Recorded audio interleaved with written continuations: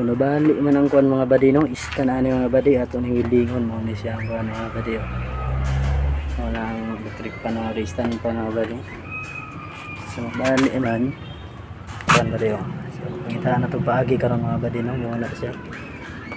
Mga plate sa tong ganito mga badi no. So matik na mga ka-idol no, ato na ang katingon ng plates nga hinuon ato og catcher sa stand pan mga idol. Duhara na siya kabo atong dikit mga idol. Kana siyang i-join para medyo malapad mga idol mo kay diin para mahimo siya og 2 inches ang kalapad. So matik na ispat nato na diya mga idol. Til sa gamay ato sang dukdukon para pantay mga idol din matik na no. Ispat din ta mga idol no. Sinundog na nato ni sa YouTube ni mga idol. Ambot og tama ba ning pagkawildingan ni mga idol no? Ana ray tirada diha mga idol. Slowly spot ng mga idol no. Tan-aw ra tag YouTube ani mga idol no.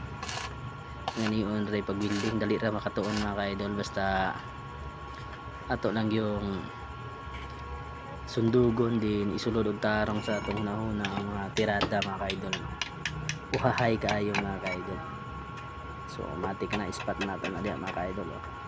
So kanang ballpen hammer ako na siyang gigamit diya para may ground para pag spot diya mga idol no. Siga dito kay lisod kay pasigaon ning 60-13 nga rad basta baga kayo siya og coated flux mga idol. So musiga ginaang flooring ana mga idol kay plastic man na. So ang babaw ana plates na nga nipis din ang bolt taya na mo nang gitsapon lang nako.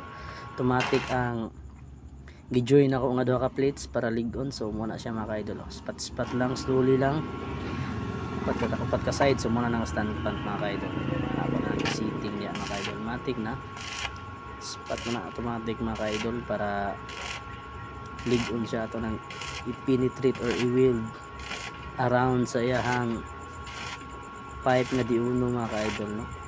So diuno nga na iyahang stand para ligon pud siya mga idol no. DIY moves ra na mga idol no. Sinundog ra nato natong tirada diha. Ana nakasimple atong panirada diha mga idol. Thank you.